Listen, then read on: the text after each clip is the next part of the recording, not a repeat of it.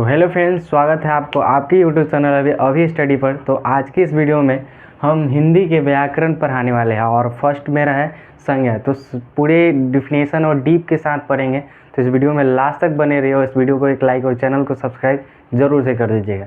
तो चलिए वीडियो को स्टार्ट करते हैं। तो फर्स्ट मेरा है संज्ञा। संज्ञा किसे कहते हैं?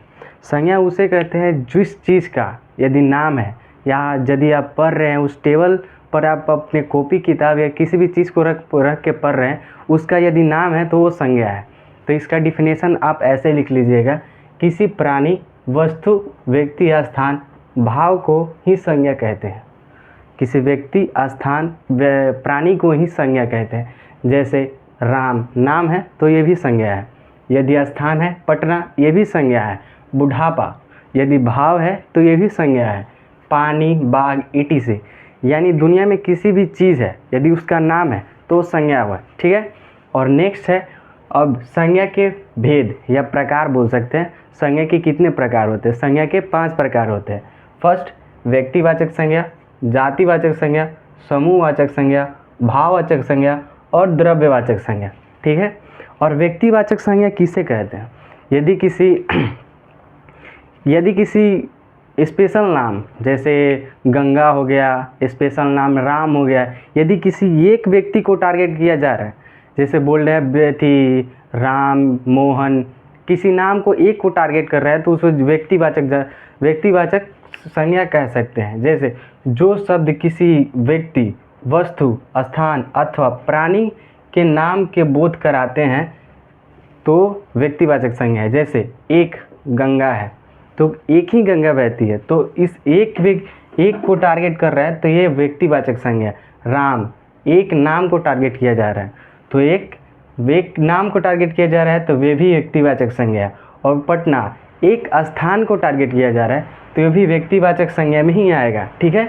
और इसमें etc किसी एक चीज़ को टारगेट कर रहे हैं ना तो उसको व्यक्तिवाचक ही संज्ञा में जोड़ा जाता है। और नेक्स्ट हमारा है जातिवाचक संज्ञा। जो शब्द किसी प्राणी, वस्तु, प्राणी, पदार्थ या समुदाय की पूरी जाति का बोध कराता है उसे जातिवाचक संज्ञा कहते हैं। जैसे इंसान, दुनिया में जितने भी इंसान हैं ये भी जातिवाचक समूह के ही अंदर आते हैं। यदि बोल दे गाय तो पूरे गाय की जाति की बोध हो रहा है तो ये जातिवाचक संज्ञा में कहलाता है। और मेरा नेक्स्ट टॉपिक है समूहवाचक संज्ञा। समूह से ही सीधा ये पता चलता है कि एक नहीं अनेक वहाँ आदमियों या किसी झुंड को ही समूहवाचक संज्ञा कहते हैं। जैसे यदि आप क्लासरूम में बैठे होते हैं तो क्या आप अकेले रहते हैं? नहीं, आप झुंड में रहते हैं तो उसे समूहवाचक संज्ञा कहते हैं। यदि आप किसी मीटिंग में कोई अकेले रहता है, नहीं, वहाँ पर झुंड होता है। तो इसलिए समूहवाचक, जो शब्द किसी समूह की तरफ इशारा करे समूहवाचक संज्ञा कहलाता है। जहाँ भीड़ इकट्ठा हो, मेला, यदि मेला में कोई एक व्यक्ति रहता है, नहीं, वहाँ भीड़ होता है, इसलिए वह समूहवाचक संज्ञा है, ठीक है।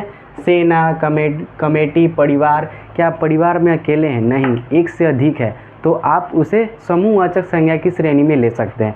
और नेक्स्ट हम लोग का आता है भाववाचक संज्ञा।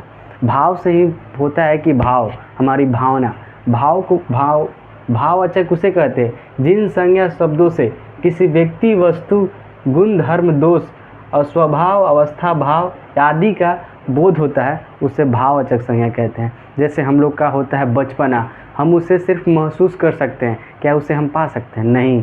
क्या हम लोग, यदि हम अभी यंग हैं, हम अपने बुढ़ापा का अनुभव करें तो क्या हम लोग बुढ़ापा हो सकते हैं? नहीं, सिर्फ उसका अनुभव कर सकते हैं। तो इसलिए वो भाववाचक संज्ञा है। कैसे?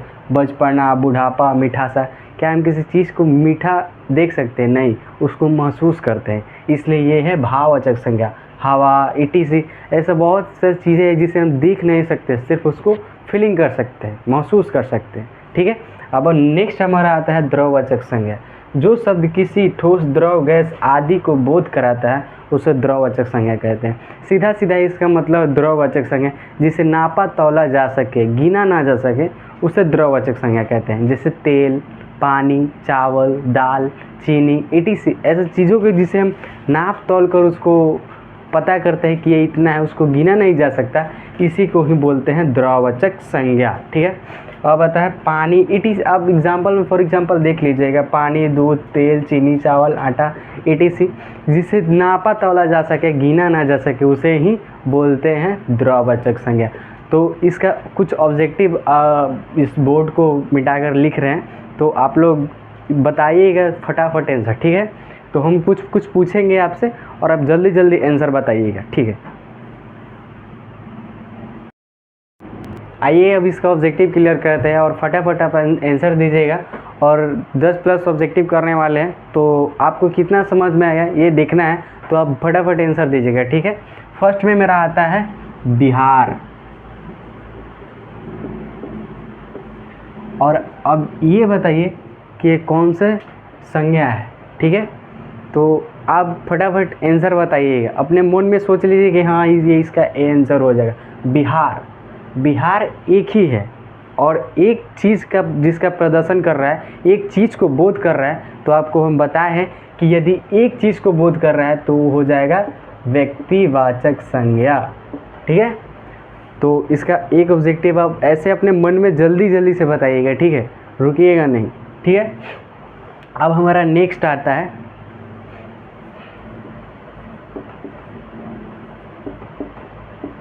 बुढ़ापा, और अब आप बताइए कि बुढ़ापा कौन सा संज्ञा है, ठीक है। हम बता देते हैं, अपने मन में जल्दी से सोच लीजिएगा, ठीक है। तो ये बुढ़ापा हो जाएगा। हम आपको बताए हैं कि बुढ़ापा, बचपना, मिठासा, अमीरी, गरीबी, ये क्या है, एक भाव है, भाववाचक संज्ञा। तो क्या हो जाएगा, भाववाचक संज्ञा।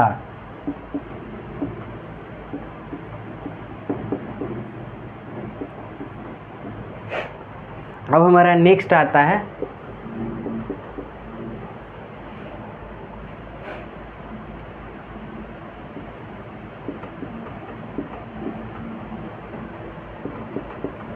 मेला। अब ये बताइए कि ये मेला कौन सा संज्ञा है, अपने मन में सोच लीजिएगा जल्दी से, और इसका फटाक से आंसर सीधा सीधा आता है मेला। ये भीड़ है, ये क्या है, भीड़ है। यहाँ पे बहुत सारे लोग आते हैं, जैसे क्लासरूम हो गया, सेना हो गया, मीटिंग हो गया, ये सब हम आपको बताया है कि यदि समूह है, वहाँ एक से अधिक लोग रह रहे हैं, तो क्या हो जाएगा, समूहवाचक संज्ञा।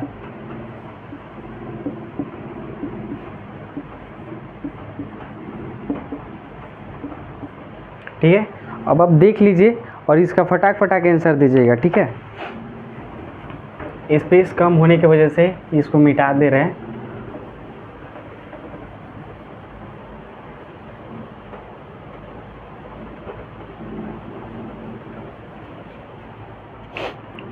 अब हमारा नेक्स्ट आता है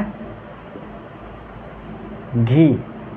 अब ये बताइए आप कि घी कौन सा संज्ञा है, घी कौन सा संज्ञा है।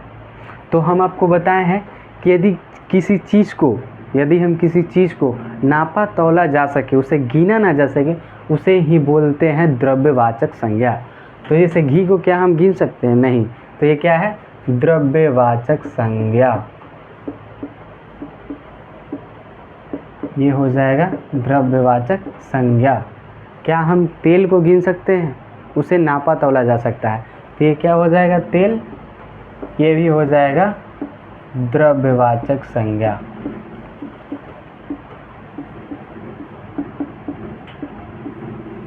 अब हमारा नेक्स्ट आता है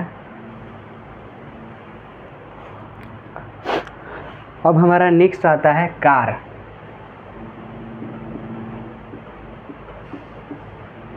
अब ये बताइए कि ये कार कौन सा संज्ञा है, फटाफट बताइएगा, ये कार कौन सा संज्ञा है। एक कार, यदि कार क्या है, सभी कारों को बोला जा रहा है। ऐसा नहीं है कि ये कार हो गया, जैसे किसी महिंद्रा हो गया, ये सब किसी एक नाम को नहीं टारगेट किया जा रहा है, सीधे ये बोल रहा है कार। ये क्या हो जाएगा, जातिवाचक संज्ञा, ठीक है, जातिवाचक संज्ञा। अब हमारा नेक्स्ट आता है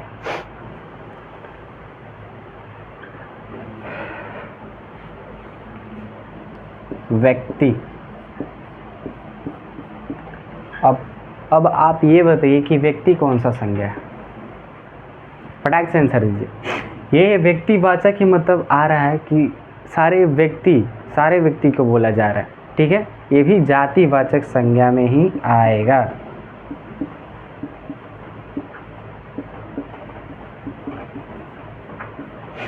तो आज के लिए बस इतना ही, और संज्ञा पूरा मतलब अपने अनुभव और अपने एक्सपीरियंस के हिसाब से मैंने आपको समझाया। अब कितना समझ में आप कमेंट में बताइएगा।